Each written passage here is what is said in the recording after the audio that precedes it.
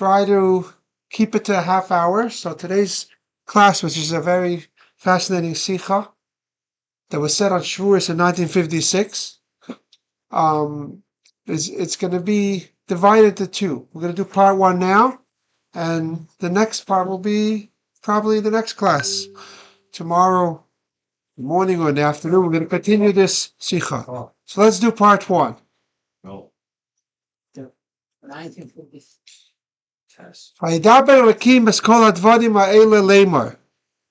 The opening words of Daseres Adibris. The Medrash asked on the word Lamar. Wasn't everybody there, including future souls that were not born yet and converts that were destined to join the Jewish people? Everyone was there. Who's the Lamar for? What is this Lamar? That's the question on the verse. So Zakta Mechilta Ezi, what's the Mechilta? It quotes the word Lamar, and it says as follows. Read. Malame to teach Shahu Emrim al Hain that the sound Shahu Emrim al Hain Val Lav Lav. They said on these and not. So Hain means yes, positive, and Lav is negative. Divrei Rabbi Yishmael. These are the words of Rabbi Yishmael. What does it say? That the word Lamar is teaching us that they responded. Doesn't mean to say it over to Jews later, because they were all there. What is it? It's telling you that there was a response. That the Jews responded. How did they respond? On the positive, they responded positively. Yes. Lav, lav. Divrei Rabbi Yishmael. What does that mean exactly? What does that mean? They responded positively and negatively. The Ten Commandments consist of some positive mitzvahs and some negative. So they were told, honor your parents. They said, yeah, sure, we'll do it. We'll fulfill it. And when they were told a negative, like don't steal, they said, okay, of course, we won't do it. They responded exactly based on what kind of commandment it was, Ezra. Yeah? Yeah. Continue, Ezra. Rabbi Akiva says, Al Hain, Va'alav Hain. On those that is yes, they said yes, and all those that. So whether it was a positive or a negative, the response. So again, this all to explain the lemma. What was the Jews' response when they received the 10 Commandments? Did they say yes, sure, we'll do it? That's what Rabbi Akiva says. They said yes, whatever it was, whatever the commandment was, they would say yes. That's it. Like here's an example: should not steal. According to Rabbi Akiva, they said okay. And according to Rabbi Yishmael, they said, we won't, because it's a negative. And the question is, of course, these two great rabbis couldn't find anything more important to argue about. Who cares? Does it make a difference how they responded? They accepted it. Everyone agrees they accepted it. It's also happened a few thousand years. Even before them, it was 1,500 years before Rabbi Akiva and Rabbi Yishmael lived. It's an old story. What are they arguing about this? They were closer to Matan Torah than they were to us. Yeah, but no, that's not. Okay. There must be a deeper meaning to this dispute. So that's our first source that I want to put out there. Everyone understand the source and the question? Let's go on. This one we explored already in another class this morning. Should be familiar.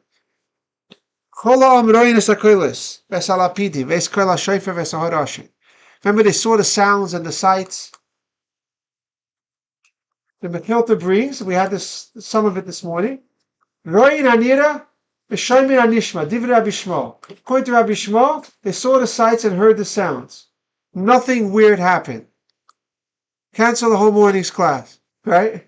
That was all Rabbi Akiva. Rabbi Akiva says that Roin Anishma, B'Shomin Anira. They actually saw sounds and heard sights. But Rabbi Yishmael says, actually, it doesn't mean they saw sounds. So the verb seeing, roim, is actually going on the things that were visual, like the lightning and the smoke, and the sounds was on the voices. So it's not, they didn't do anything strange, nothing miraculous. And again, what's the point of this debate?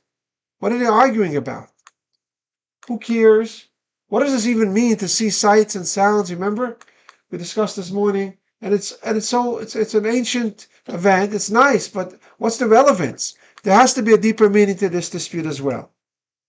Let's hear one more time over there like this. Yeah. Did they see anything strange, like seeing the sounds? According to Rabbi Akiva, it was the weirdest experience. We discussed the whole class on it this morning, what it actually means. But according to Rabbi Shmuel, it means that everything was normal. They saw what's normally seen, and the word Ra'im, what they saw going on the things that you could see, not on this kailis, which you don't see. Everything was normal. Okay? As you with me? Next source. Sanhedrin 64b. Amalei Rabbi Shmuel. Dibra Torah Kalashim Neyada. It's Rabbi Shmuel who holds that the Torah uses expressions, human expressions, to bring out a point. And here's an example. It says, Avashal Mavushal Bamayim.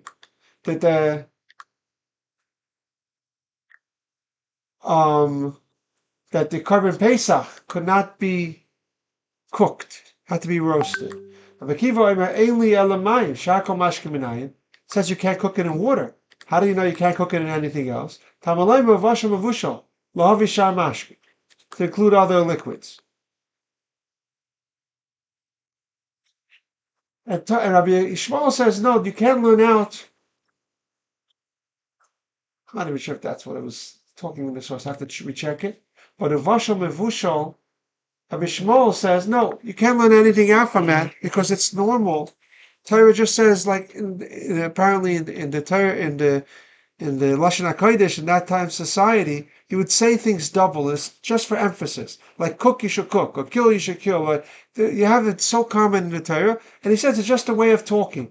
So you cannot derive anything from that, from this extra terms. So we want to know what is the basis of this dispute. Again, Rabbi Akiva and Rabbi Shmuel. Rabbi Akiva says that it's a nuance because it says a double term. And Rabbi Shmuel says no, it's just a human way of emphasizing. It's very normal, typical to express things this way. Next source, the graphic. It says Elikim loisekalel v'nasi b'amcha loisar. You shouldn't curse Elikim. And also, like a leader, a prince, like a nasi, also. So the Gemara quotes this verse in Sanhedrin, Tractate Sanhedrin, page 66a. Elokim. Who is Elokim referring to? Choyol.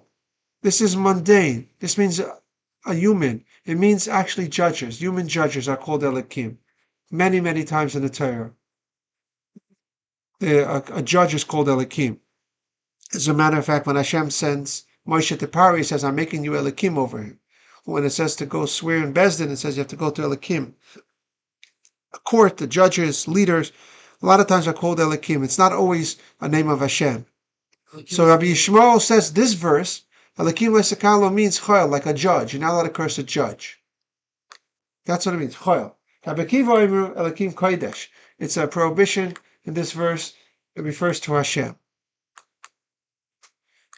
Okay? Rabbi Shmuel says judges, and again, we want to understand why did they argue like this? What's the basis of this dispute? Ooh, COVID stuff. Oh, this, Ezzy, we had this in Saita. The next source. The next source you should be familiar from Saita. The Gemara has this, remember, I'm not going to go into the whole thing, but the Gemara has a whole discussion about three mitzvahs, and it discusses would it apply to all other mitzvahs. Is the Torah, is it better for mitzvahs? Is it preferable spiritually for mitzvahs, for the commandments, to be optional or chayiv, or an obligatory? What's better? This is the machlokes, and the Gemara goes through each of them. They keep taking sides in that debate, and Rabbi Shmuel says, it's optional. He keeps saying whenever he has a way to explain it, he goes with the way that it's optional. And Rabbi Kiva, whenever he has a choice, two ways of explaining it, he says it's obligatory. Specifically, the example that I quoted briefly here is that a Kohen who's generally prohibited from participating in a funeral, coming in contact with a corpse for danger of, because it's a prohibition for becoming spiritually defiled. For very close relatives, it says la yitama. This is talking about specifically his unmarried sister. La to her yitama doesn't mean he should or he could. There's two ways to translate it. To her, he has permission to. It's optional. Rabbi Kiva says, no, it's an obligation. It's an obligation. So what is the basis of this dispute? This is the next source. We want to explain this as well. Next source. Also cited. But this we didn't get to. We just got to it now. Not in the learning we did before like when we were doing Saita, we didn't get to this. Okay. You got to. Not by like Boim. Rabbi Shmuel Leimer, Klolis Nemnu B'Sinai, Pratis B'Yomayit. Okay, this Rashi references in the beginning of Parshas Bahar that the general points of the mitzvahs were said by the Mount Har Sinai, and the details were said by Yomayit, where Moshe camped afterwards. Rabbi where it's called Yomayit was actually the name for Moshe's tent for a certain duration. No,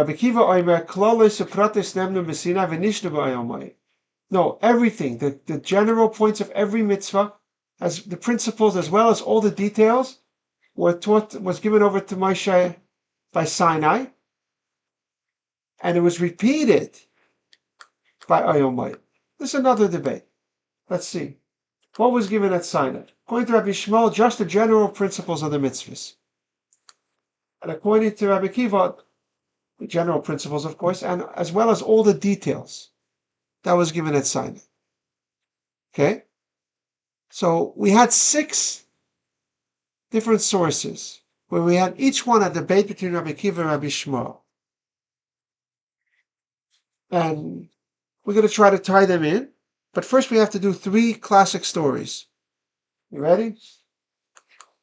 Story number 1. We get the graphic. It says in Marcus 24, Shuv pa machas hayu oilin Yerushalayim. Rabbi Kiva, again with some of his friends, they were going to Jerusalem. They lived the generation of the destruction of the Beis Hamikdash and afterwards. Kiva shegiya higiu lahara tzayfin, which was the mountains from which you could gaze already and see Yerushalayim, the Beis Hamikdash. Kadu bigdeim, they tore their garments. Kiva shegiu lahara bayis, when they came to the mountain of the Beis Hamikdash, Ro Shual Shayatzim Beis Kachei Kedashim. They saw from the place where the ruins of the Holy of Holies a fox running out. Hischilu hein boichin. They start to cry. Rabbi Kiva mitzachek. Rabbi Kiva was smiling. They were crying. Rabbi Kiva was like smiling happily, and they told him, "What is this? We're such a tragedy. The ruins of the Beis Hamikdash, of Hashem's home, and so on." They didn't need to elaborate to Rabbi Akiva. Obviously, he appreciated the gravity of the painfulness of this, but why is he laughing? So, why are you crying? Right? Rabbi Akiva was Jewish. So he answered back with a question.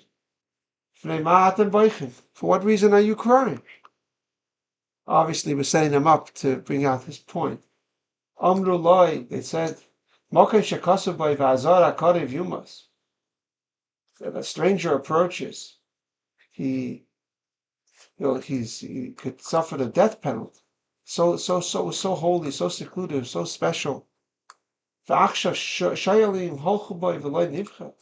foxes are trampling it. It's so desolate, so destroyed. We shouldn't cry.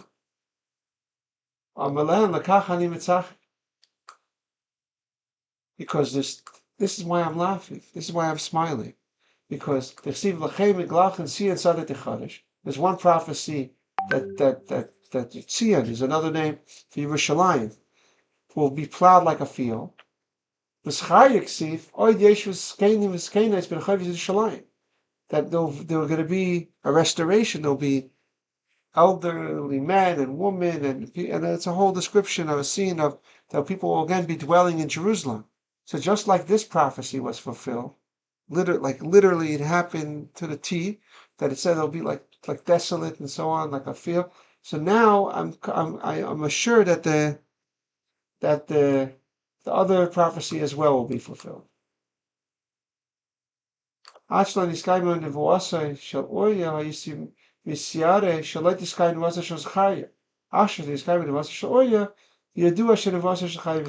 I know they're both going to happen. So this is what they told him. You comforted us. You comforted us. So this is the first story.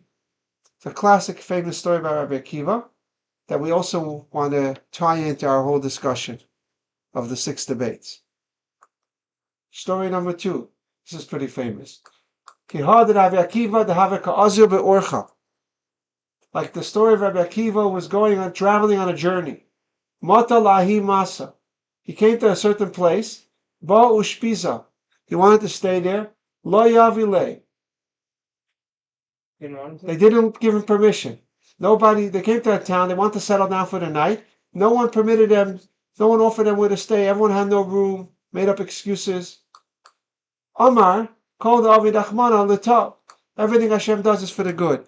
His students he doesn't say the whole details, but when I tell my kids, I add in that the students said, this is so not fair. We're going to learn Torah with you, and we're being treated this way. Why would Hashem do that to us? That we're not able to find a place to stay? And Rabbi Akiva responded, whatever Hashem does is good. It's for a good reason. Azal, Ubas Bedavra, they settled in the wilderness.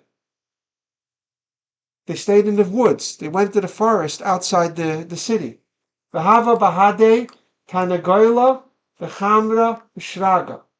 They had with him a alarm clock, also known as those days as a rooster, a donkey, some kind of donkey to carry their things, and of course they needed a candle so they could study Torah at night. So they settled down for the night. Asa Zika, along came a really strong wind, Kviya l'shraga, and it extinguished the candle. Asa Shundra, a cat came, and achle l'tainagoyla, and made a meal out of the tainago, the rooster. Asa Arya, some kind of lion, came, and achle l'chamra, and made a meal out of the donkey. And after every incident, Rabbi Akiva kept saying, Omar, call the Avid Rahman al-Litav. What?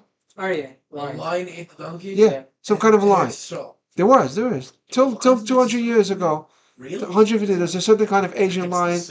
They used to be there. Yeah, that's a known thing. It's not a big, tricky thing. You could Google it after. Let's see. There's a certain lion that used to be. There's a lot of stories in Tanakh with it.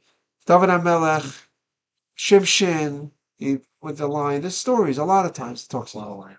Though it could be general big cats are sometimes lumped together, but they have different names. Okay. He keeps saying, Kol David Achman Latav. Everything is for the good. Be'balayla Asa Gaisa Shviya Lamasa. That night, Ali Baba and his 40 thieves ran to the town. Doesn't say that. It says a group of robbers came and ransacked the town and took everyone captive, and they were spared. Armalahu, he told the students, Lav Amilahu, Kol Masha Isa Kadosh Baruch Hu Akol Taiva. Is it not as I told you? That everything Hashem does is I told you so. everything Hashem does is for the good. Right? So then we had all the graphics. And then the lion came, and then the wind blew it out, and then they found the next morning the whole city was smoldering ruins. Everything was, and they were safe from this. If they would have seen the light, if they would have heard the noises from the animals, they would have found them. So everything was really intended to save them. That's story number 2 that we want to tie in. And story number 3 is pretty graphic. We mentioned this when we did the bio of Rabbi Akiva. Let's do it. Pamachas Gazla. We didn't do this part, the first part. Once the Gazla Malchus Hashah, the wicked empire, referring to the Romans, they made a decree: Shlo Yasku Yisrael b'Torah. Jews should not be permitted to study Torah. Papas ben Yehuda. So a fellow named Papas ben Yehuda came and Matzu Rabbi Akiva Shayir Makyo Kehilas Barabim v'Isaac b'Torah. He saw Rabbi Akiva was not only studying Torah, but he was gathering Jews together and giving classes. He was doing PowerPoint classes in the middle of the decree.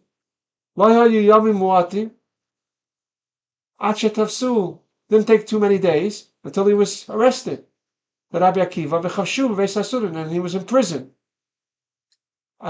till he was sentenced to death eventually. But he was in prison for quite a while.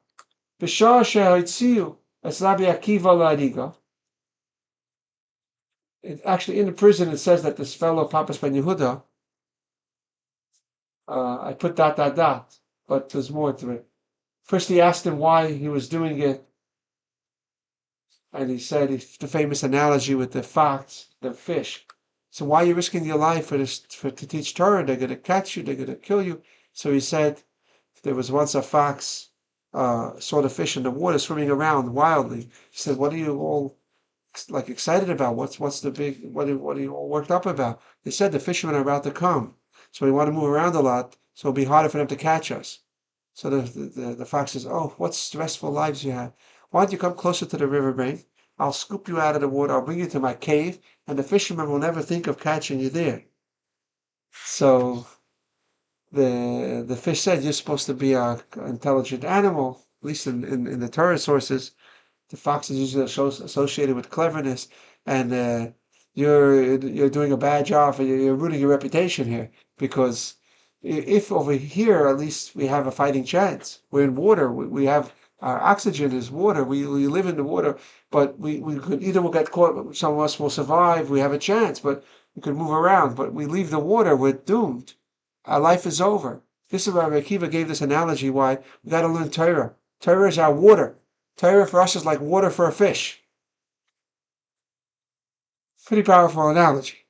And then later, that same guy ended up in prison for some kind of black market thing. And then he said to Rabbi Akiva, "You're so lucky that you were in prison for Torah, and I was in prison for some tax evasion." Yeah. So what's the timeline here? Was the Beis HaMikdash still standing? No.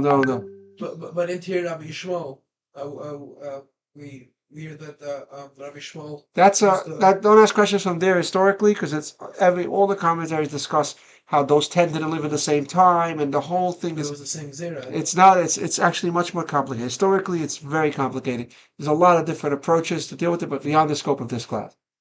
But they were mainly active. Rabbi Akiva was. This is all after the Churban, and he lived. This is around. This is after Bar Kokhba revolt, which is 6 decades after. That's when Rabbi Akiva died. So how was that? He lived 120 years, Rabbi Akiva. Right. He was alive by the Churban, and he was mainly active afterwards. Right. He was arrested in this decree that it's talking about right here is happened after the Bar Kokhba revolt. So how many years before this did Rabbi Shmuel talk to the Malach? So that's enough for this class. We're talking about it. Okay, let's do this part. The Shosha Itzhaitziu as Rabbi Akiva la'ariga. When it came is time to be executed, Zman Kriya Shema. It was the time to recite the Shema. For Yusarkin as Psari b'Masleka Shabarza. They were combing off his flesh with iron combs. They were peeling off his skin and his flesh. And he was just saying the Shema, which is called the Mishnah presents Shema. The theme of Shema is accepting Hashem as your king, submitting yourself to Hashem. Amru loy talmidav, Rabbeinu, ad kan. Students they couldn't the scene of him being tortured to death, and he's just saying Shema. They're like, ad kan, you're able to do it like this? Amru lahem, what do you mean? Why are you surprised? Kol yama yisi mitzvah pasuk zeh b'chol nafshecha. Every day I would say Shema, and I was pain.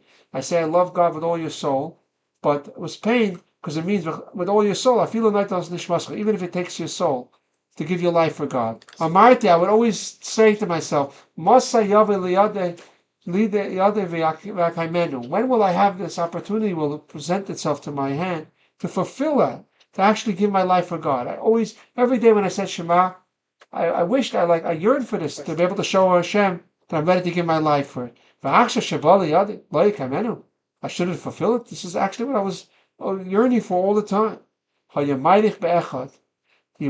He stretched out the word echad, the last word of the first line of Shema. Shema Yisrael Hashem Elokeinu Hashem Echad, and he stretched out the last word echad.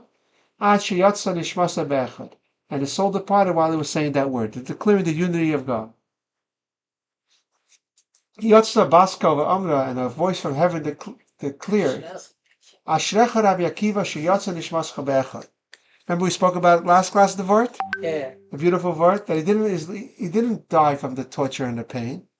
This time he didn't control himself. He died because of his soul connected to Hashem. Every day he had to control himself and stay in this world. But this time he was able to go. His life's ending now. He's about to die anyway, so he could die from Kalesa Nefesh. Why does he have to die from the pain? That's the word. Okay, let's conclude here. This is going to end of part 1. We want to find a common thread that unifies all these 6 seemingly random debates and these 3 stories. And that's what we're going to do in part 2. With Hashem's help, one of the classes tomorrow. I'm not sure yet which.